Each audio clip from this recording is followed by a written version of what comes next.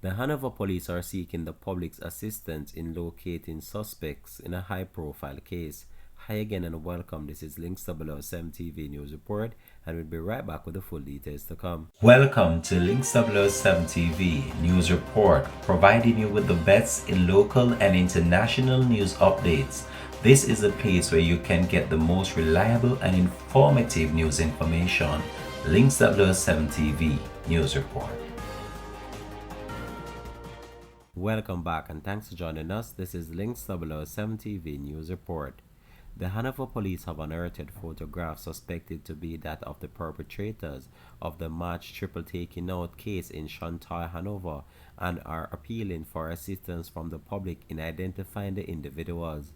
In a release shared the photographs from the night of the incident, the police said detectives have made some headway in the case, having followed several investigation leads and also some lines of inquiries. However, it hopes of helping the case to advance further. They are encouraging the public to share any information they may have that can assist investigators. Individuals were taken into custody during an operation by a joint military team in the parish in March as law enforcement officers probed the attack that claimed the lives of 44-year-old Omar Maccabee, 55-year-old Michael Simit, and 37-year-old Mark Austin.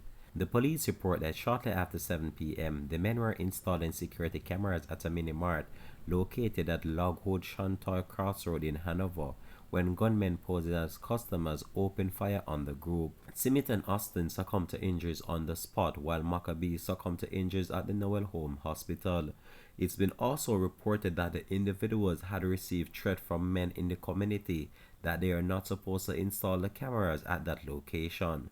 Links 007 TV will continue to track this story and provide you with more information to come on this. Thanks for watching.